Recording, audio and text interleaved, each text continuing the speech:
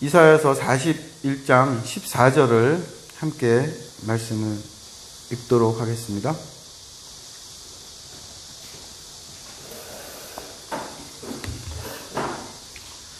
이사야서 41장 14절. 버러지 같은 너 야곱아, 너희 이스라엘 사람들아, 두려워하지 말라. 나 여호와가 말하노니 내가 너를 도울 것이라. 내 구속자는 이스라엘의 거룩한 이이니라. 아멘.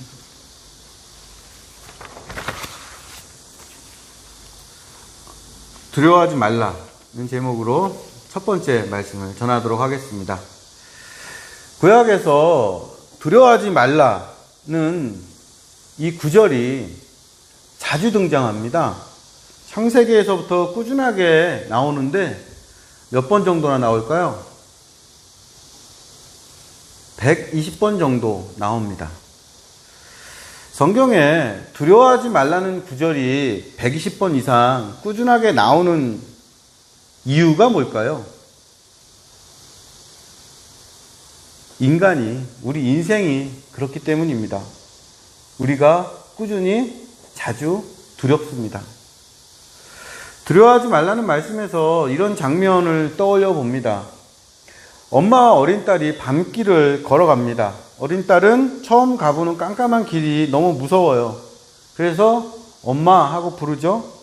엄마 하고 부를 때마다 엄마는 괜찮아, 엄마 여기 있어 대답해 줍니다. 목적지에 도착할 때까지 엄마 괜찮아, 이 대화를 120번 했다는 건 딸이 120번 두려웠다는 뜻일 겁니다. 처음 가보는 인생길이라 꾸준히 자주 두려운 우리에게 하나님께서 괜찮다, 나 여기 있다 하시면서 해주시는 말씀이 두려워하지 말라입니다. 성경에 두려워하지 말라는 말씀이 120번 넘게 나오는데 그 중에서도 가장 자주 등장하는 곳이 바로 이사야서입니다. 16번이 나옵니다. 제2 이사야서라고 하는 이사야서 40장에서 66장은 하나님의 왕되심과 목자되심을 기다리는 바벨론 포로들에게 주시는 위로와 격려의 말씀입니다. 그리고 제2 이사야서의 가장 중요한 주제 중에 하나가 두려워하지 말라입니다. 이 두 가지 사실을 합치면 두려워하지 말라, 이 말씀은 자기의 힘을 믿는 바벨론 제국의 백성들, 더 큰 번영을 위해서 다른 나라와 전쟁 준비를 하는 사람들, 자유와 독립을 마음껏 누리는 지배자들에게 주시는 말씀이 아니라 바벨론 제국의 포로가 된 힘없는 사람들, 우상의 권력 아래 놓여있는 노예 같은 사람들, 하나님 말고는 의지할 곳이 없는 약한 사람들에게 주신 말씀이라는 결론이 나옵니다. 이사야서에서 두려워하지 말라, 이 구절이 집중적으로 등장하는 곳이 이사야서 41장, 43장, 44장입니다. 이번 주와 다음 주 이 세 부분을 함께 살펴보면서 성경에 그토록 자주 등장하는 두려워하지 말라는 말씀이 우리에게 과연 어떤 뜻인지를 알아보려고 합니다. 먼저 두려워하는 게 뭘까? 이걸 좀 생각해 봤으면 해요. 두려움을 국어사전에서 찾아보면 어떤 대상을 무서워하여서 마음이 불안한 것이라고 설명합니다. 두려움은 마음, 심리적인 문제예요. 두려움을 한자로 쓰면 두려울 공자와 두려울 포자를 써서 공포라고 하죠. 두려울 공자와 두려울 포자에는 모두 마음 심자가 붙어 있습니다. 그런데 공은 이 뜻이 방망이, 절구공이라는 뜻이에요. 포는 옛날 사람들이 옷감으로 썼던 배라는 뜻입니다. 이 배를 만들 때는 이 대마의 뿌리를 막대기로 이렇게 두드려 가지고 가늘게 쪼개서 만듭니다. 그러니까 이 한자 공포의 이 뜻은 마음을 절구공이로 두드리는 것처럼 쿵쾅거리게 만드는 거, 마음을 잘게 쪼개서 힘없이 만드는 거, 이런 뜻이 담겨 있는 거죠. 두려움과 비슷하면서도 다른 게 무서움입니다. 2달 전에 교회에 와보니까 저 바깥에 있는 식사 배식대 있잖아요. 거기에 남자 신발 자국이 2개가 이렇게 딱 찍혀 있는 거예요. 누군가 거기를 밟고 급하게 부엌으로 넘어간 겁니다. 도대체 누가 왜 이런 짓을 했을까 이상했는데, 나중에 알고 보니까 저희 교회에 청년 한 명이 혼자 교회에 왔다가 바퀴벌레를 발견한 거예요. 그래서 이 바퀴벌레 너무 놀라서 급하게 부엌으로 이렇게 뛰어 넘어갔던 겁니다. 그 흔적이었어요.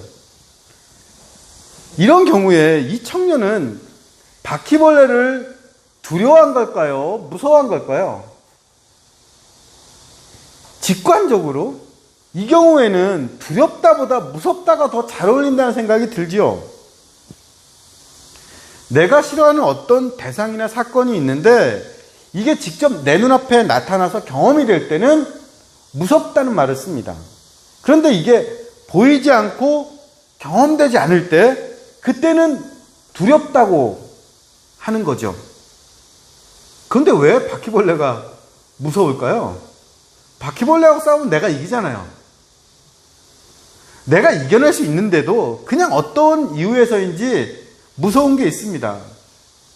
이 무서움은 극복이 가능해요.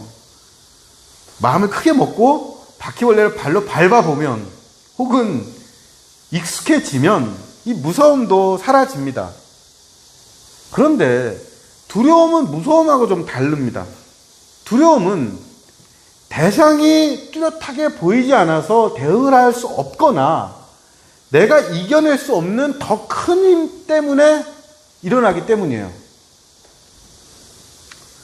서양 언어의 뿌리가 되는 라틴어에서 두려움은 파보레라는 단어를 쓰는데, 이 파보레는 바다에 이렇게 둥둥 떠다니는 나무 조각이라는 뜻이랍니다. 그러니까 망망대해에 떠있는 나무 조각처럼 내가 원하지 않는 방향으로 이리저리 흔들리는 상태가 두려움이라는 거죠. 마음의 풍랑 같은 겁니다. 그런데 두려움은 그냥 생기는 게 아니죠. 뭔가 이유가 있습니다. 두려움을 일으키는 무서운 경험과 사건이 먼저 있는 거예요. 예를 들면은 교통사고를 크게 당한 사람은 또 교통사고를 당할까봐 길을 건너고 차를 탈 때마다 심장이 두근거립니다. 이런 걸 트라우마라고 하죠. 과거의 나쁜 사건이 잊혀지지 않고 현재에도 계속 영향을 주는 겁니다. 요게 트라우마라면 과거의 나쁜 사건이 미래에도 또 벌어질 것 같아서 내 마음이 안정되지 않는 것, 이거를 불안이라고 하죠. 과거에 경험했던 나쁜 사건이 트라우마와 불안으로 나타나서 현재를 사로잡는 것이 두려움입니다. 결론적으로 두려움은 내가 감당할 수 없는 어떤 외부의 큰 힘에 의해서 내 삶이 파괴될 수도 있다는 걸 아는 사람이 그런 일이 또 일어날 것 같아서 마음이 방망이질치고 쪼개지는 상태, 흔들리는 상태라고 정리할 수 있겠습니다. 제 선배 중에서 유복하게 잘하시다가 고등학교 다닐 때 아버지 사업이 크게 실패하셔가지고 집에 막 차압딱지가 붙고 집에서 쫓겨나서 큰 어려움을 경험하신 분이 있어요. 이분이 이제 엔지니어신데 엔지니어라서 직장에서 독립해서 사업할 수 있는 제안이 많이 들어왔어요. 근데 이분은 이걸 다 거부하고 끝까지 회사에 남았다가 얼마 전에 이제 명퇴를 하셨습니다. 근데 이분이 이제 그 따님이 결혼할 분을 이렇게 데리고 오셨는데 이분 직업이 개인 사업이에요. 제 선배는 아무것도 안 물어보고 개인 사업하는 사람은 절대 안 된다, 이렇게 딸의 결혼을 반대했습니다. 그 결과 이 딸하고 거의 의절할 비까지 상태가 된 거죠.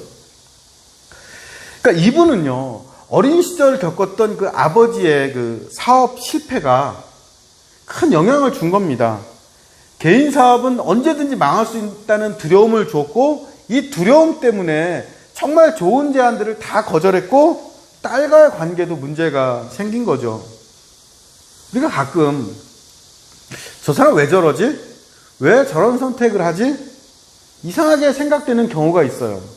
근데 사정을 알고 보면 거기엔 아주 많은 경우 그 사람만 알고 있는 어떤 두려움이 있습니다. 사람들은 센 척하는 겁쟁이 같아요. 보이지 않는 두려움을 숨기고 살아갑니다. 바벨론의 포로로 끌려간 유대인들은 자신들의 삶이 한순간에 파괴되는 걸 경험했습니다. 처절하게 경험했어요. 눈앞에서 이웃과 부모 형제가 살해당하고 예루살렘에 약탈당하고 그렇게 믿었던 성전이 무너지는 비극을 경험했습니다. 겨우 살아남은 사람들은 이런 불행한 기억을 갖고 수천 킬로 떨어진 바벨론으로 끌려갔어요. 그래서 이들을 지배하는 건 언제든 죽을 수 있다, 또다시 삶이 파괴될 수 있다는 두려움이었습니다. 그런데 이들에게 하나님께서 말씀하십니다. 이사야서 41장 8절 9절입니다. 함께 읽어보죠. 그러나 나의 종 너 이스라엘아, 내가 택한 야곱아, 나의 벗 아브라함의 자손아, 내가 땅끝에서부터 너를 붙들며 땅 모퉁이에서부터 너를 부르고 내게 이르기를 너는 나의 종이라, 내가 너를 택하고 싫어하여 버리지 아니하였다 하였노라.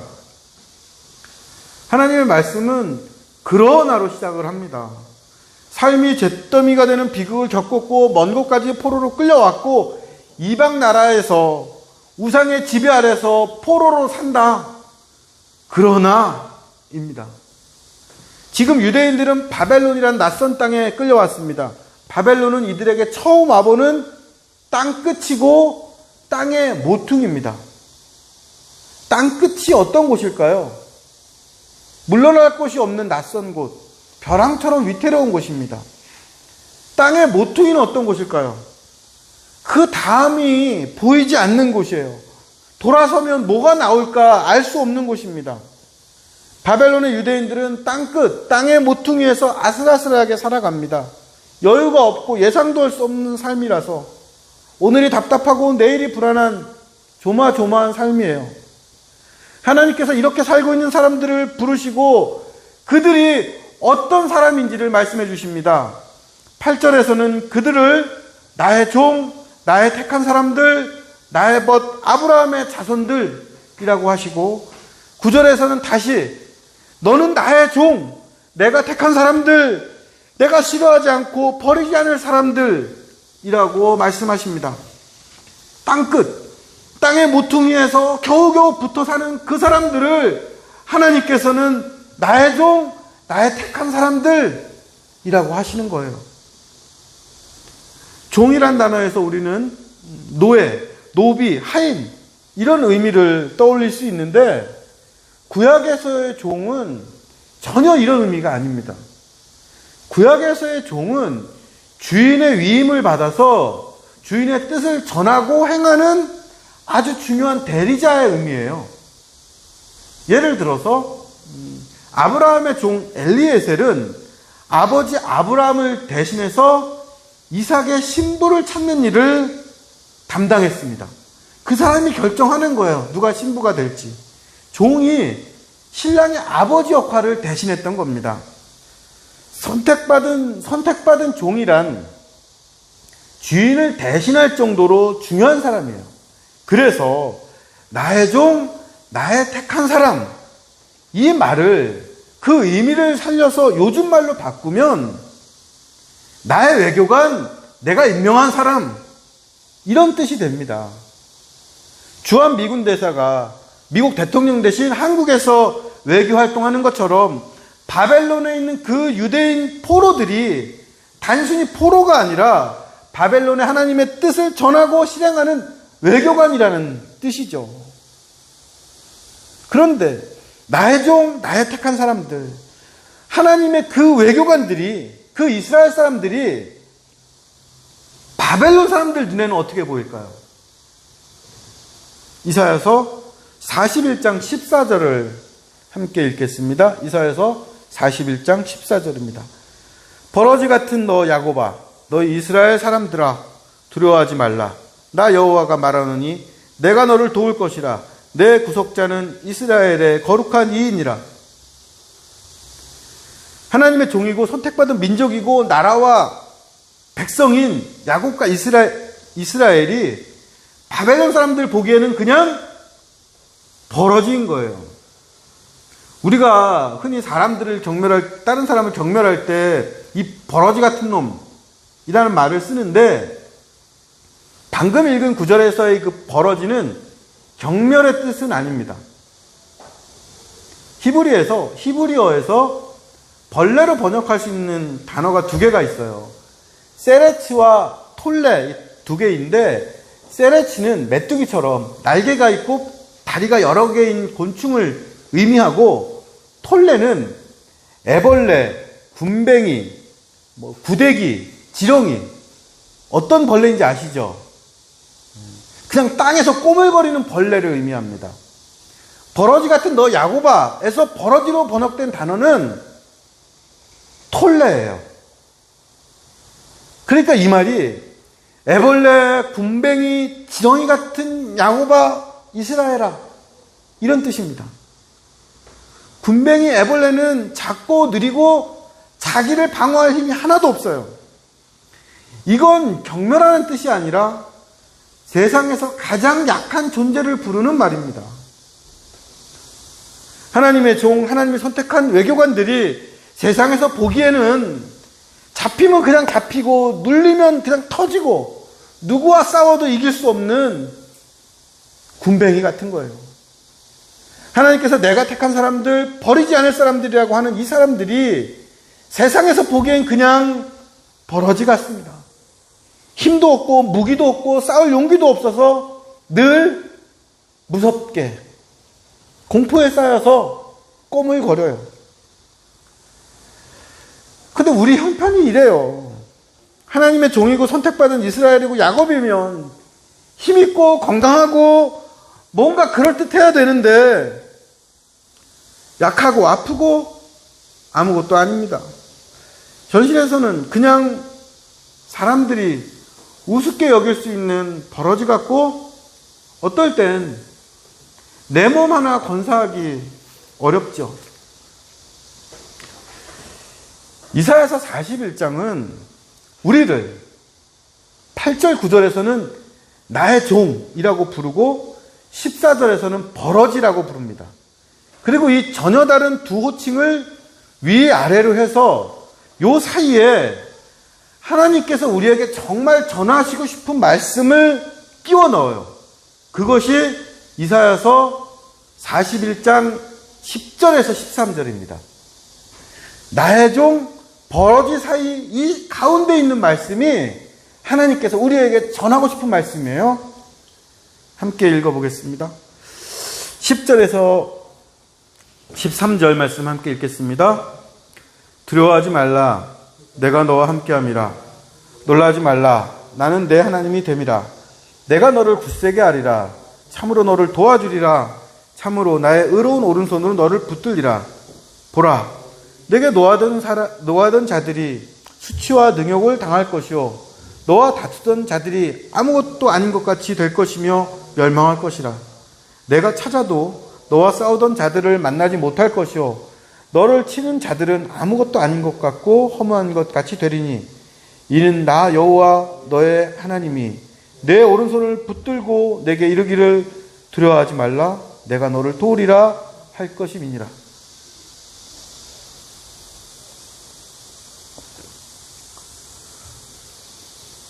두렵다는 말을 자주 듣습니다. 젊은 친구들은 내가 과연 사회에 적응하고 살 수 있을까요? 나를 뽑아주는 직장이 있을까요?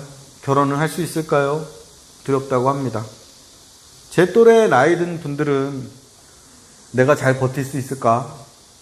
애 학교 마칠 때까지라도 돈 벌어야 되는데 덜컥 아프기라도 하면 어떡하지? 두렵다고 합니다. 또 어떤 분들은 자기는 어디 가도 의리라고 이렇게 다른 사람 비유만 마치고 살다가 나이 먹고 어느 순간인가 설 자리가 없어질 것 같아서 두렵다고 합니다. 뭔가 마음이 아파서 기도하는 분들이 또 있습니다. 낫지 않으면 어쩌지? 더 나빠지면 어떡하지? 자꾸 안 좋은 생각이 드는데 그 안 좋은 생각이 또 현실이 될까봐 또 두렵다고 합니다. 우리가 두려워요.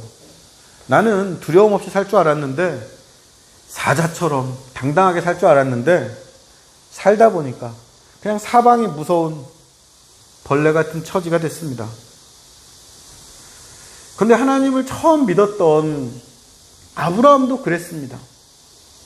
창세기 15장 1절에서 아브라함은 자기가 이제 집 하나, 상속자 하나 없이 인생을 마치게 됐다고 절망하면서 하나님께 말했어요. 그때 하나님께서 아브라함에게 하신 말씀이 두려워하지 말라. 나는 내 방패요 지극히 큰 내 상급이니라. 하나님께서 우리의 방패와 상이 되어주신다는 약속이었습니다. 이 약속을 자기를 방어할 단단한 껍질 하나 없이 세상의 몸을 다 드러낸 벌레처럼 꿈틀거리는 지렁이 같은 유대인들, 또 이 유대인들과 똑같은 형편인 우리들에게 약속하십니다. 두려워하지 말라. 내가 너와 함께함이라. 놀라지 말라. 나는 내 하나님이 됨이라.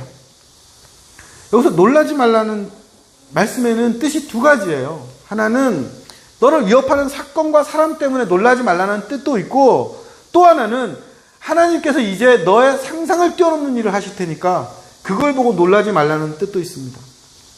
하나님께서 함께 하시고 우리 하나님 되어주셔서 두려워하지 않고 놀라지 않습니다. 하나님께서 우리를 굳세게 해주십니다. 우리가 굳세게 되는 건 우리에게 없던 능력이 막 생겨서가 아니라 하나님의 의로운 오른손이 붙들어 주시기 때문입니다. 버러지 같은 세상에서 제일 약한 존재로 사느라 다른 사람의 분풀이와 다툼거리가 되고 싸울 때마다 매맞고 서러웠는데 이 사람들과 하나님께서 함께 해주셔서 이 약한 사람들에게 화내고 공격하고 때리는 사람들이 오히려 먼저 아무것도 아닌 것 같이 되었고 쓸모없는 것 같이 되어서 사라졌습니다. 나와 다투던 사람들, 나를 괴롭히던 걱정거리들이 사라져서 어느 순간 그걸 찾고 싶어도 찾을 수 없는 시간이 옵니다. 그때까지 하나님의 의로운 오른손이 우리의 오른손을 붙들고 계십니다. 41장 10절에 하나님께서 나의 의로운 오른손으로 붙들리라 하시고, 또 13절에는 하나님이 너의 오른손, 그러니까 우리의 오른손을 붙든다고 하십니다. 오른손으로 오른손을 붙들고 있는 거죠. 두 사람이 함께 손잡고 걸어가는 거 생각해 보세요. 오른손이 오른손을 붙잡습니까? 왼손을 붙잡아요? 생각해 보십시오. 오른손이 오른손을 붙잡는 건 어떤 상황일까요? 오른손이 오른손을 붙잡고 있는 건 벼랑에 떨어진 사람 붙잡고 있는 거예요. 그 사람을 구해낼 때, 붙잡을 때 오른손이 오른손을 붙잡습니다. 하나님께서 벼랑 아래로 뚝 떨어질 것 같은 우리의 오른손을 붙들어서 거듭해서 두려워하지 말라. 내가 너를 도우리라 하시는 겁니다. 하나님께서 왜 버러지 같은 사람, 매일매일 두려워하는 우리를 굳세게 하시고 그분의 오른손으로 우리를 붙잡아서 떨어지지 않게 하시는 걸까요? 우리를 살려서 그분의 종으로 만들기 위해서입니다. 하나님께서는 하나님과 함께 두려움을 이겨낸 그 사람을 통해서 이 땅에 하나님의 살아계심과 함께 하심을 증거하십니다.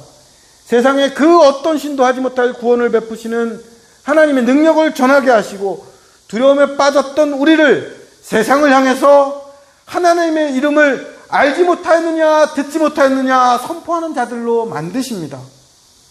그래서 우리의 두려움은 과거의 회복을 뛰어넘는 하나님의 새로운 창조로 이어집니다. 이사야서 43장 1절입니다. 함께 읽죠. 야곱아, 너를 창조하시는 여호와께서 지금 말씀하시느니라. 이스라엘아, 너를 지으신 이가 말씀하시느니라. 너는 두려워하지 말라. 내가 너를 구속하였고 내가 너를 지명하여 불렀나니 너는 내 것이라. 하나님께서 버러지 같은 야곱과 이스라엘을 의로운 오른손으로 붙들어 하나님의 종으로 만드실 뿐 아니라 그전과 다른 존재로 창조하십니다. 하나님과 함께 두려움을 이겨낸 그 시간은 나를 창조하고 지으시는 하나님을 다시 만나는 시간이면서 또한 새롭게 창조되고 만들어지는 시간입니다. 이 시간을 통해서 우리는 하나님과 새로운 관계를 맺게 됩니다. 하나님께서 나를 구속하셨고 내 이름을 꼭 집어서 부르셨고 내가 하나님의 것인 걸 깨닫게 하십니다. 내가 하나님의 것이라는 걸 깨닫는 그 관계에서 마침내 나는 두려움을 두려워하지 않는 존재로 거듭나는 거죠. 그리스 신화에 판이라는 신이 나옵니다. 판은 상체는 사람이고 하체는 염소다리를 한 신이에요. 목동과 숲의 신입니다. 이 판이 자기가 다스리는 숲에 낯선 사람이 들어오면 아주 크고 끔찍한 소리를 질러서 그 낯선 사람 정신을 나가게 하고 길을 잃게 만든대요. 그래서 여기서 유래한 말이 패닉입니다. 공황. 공포로 정신이 나가서 어쩔 줄 모르는 상태. 우리는 각자 두려움을 갖고 살죠. 유치원에 처음 가는 어린아이에게 또 혼자 집에 있는 노인에게도 두려움이 있습니다. 아이도 두렵고 아버지도 두렵죠. 두려움 별거 아니다. 그냥 지나간다. 이렇게 아무도 말할 수 없습니다.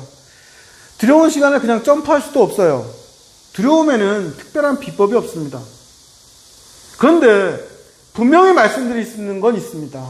하나님께서 우리에게 두려움을 주시는 건 패닉에 빠뜨리시려고, 우리를 겁에 질려서 길을 잃게 하시려고, 삶을 망가뜨리게 하시려고 우리에게 두려움을 주시는 건 아니라는 겁니다.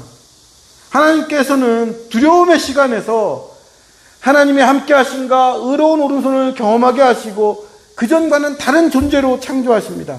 그래서 오직 하나님만 두려워하지 말라 말씀할 수 있습니다.